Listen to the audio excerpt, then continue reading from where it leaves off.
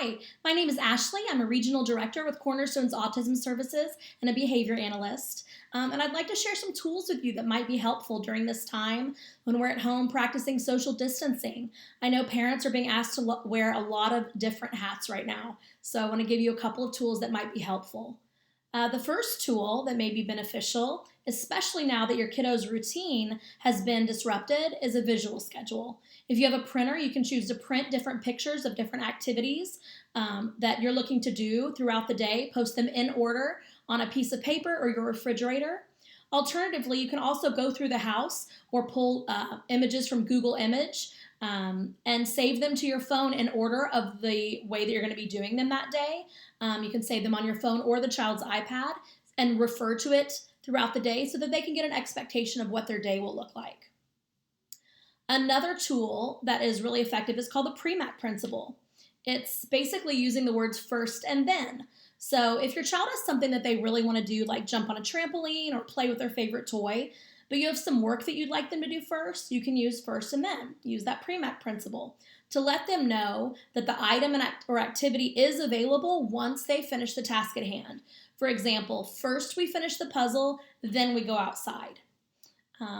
Thirdly, catch your child doing well and comment on that behavior. You could even grab a jar or container in your home and call it the gotcha jar, where you put cotton balls in it every time you catch them doing something that's really great. And then they can gain a reward when that jar or that container is full. You know, whether it's pizza with the family, whether it's watching their favorite movie, something like that. Sometimes at the end of these days, you may feel like you've said no or don't do that all day long. A tool that we use to combat that is shifting your language away from telling your child what not to do and instead of telling them what they can do. This takes some practice. So some examples of this would be, instead of saying no hitting or we don't hit, you say fold your hands or keep your hands to yourself. Instead of don't take that toy from your brother, you might say share with your brother. Instead of saying don't color on the table, you might say keep the colors on the paper. And then you might also want them to show you that behavior. That helps to practice that behavior. So instead of, again, you're already changing your language from don't take that toy from your brother to share with your brother. And then you can say, hey, show me sharing. What does that look like? Or you can say, show me coloring on the paper instead of on the table. Show me what that looks like. Lastly, the tool I want to share with you will help your child complete those non-preferred activities that is kind of difficult for them to do during the day, something that they don't really want to do, and it's called a token board.